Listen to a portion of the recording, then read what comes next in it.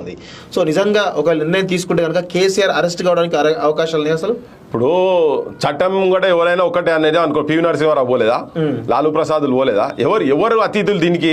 నీకు ఆ విల్ ఉండాలి, పొలిటికల్ విల్ ఉండాలి. నువ్వు డెఫినెట్ గా నువ్వు చేసిండు ఈయన ముద్దాయి అన్నప్పుడు తప్పకుండా కేసీఆర్ కూడా మామూలు వ్యక్తి అబ్బా. కేసీఆర్ అంటే పెద్ద ఏంది, ఆయన ముట్టుకుంటే పెద్ద అమెరికా కూలిపోతుంది, లేకుంటే అడికెళ్ళి మిసైల్ వస్తాయి, బాంబులు వచ్చి ఉన్న తెలంగాణ మీద పడతాయా? లేకపోతే ఆయన ఫామ్ హౌస్లో అన్ని పెట్టుకున్నాడు, ఈయన దగ్గరికి రాగానే సీఎంను ఖతం చేస్తాడు అనేది ఏమైనా ఉంటుందా? అట్లా కాదు కదా.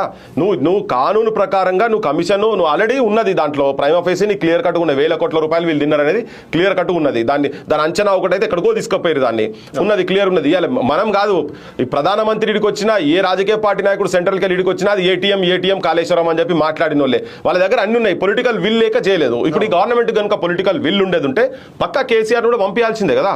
కేసీఆర్ దేనికి అతీతుడు కాదు కదా. ఇల్లీగల్ గా నువ్వు దందాలు చేసినావు, ఇల్లీగల్ గా నువ్వు పైసలు సంపాదించినావు అంటే దానికి అతీతుడు ఆయన కూడా కాదు కదా.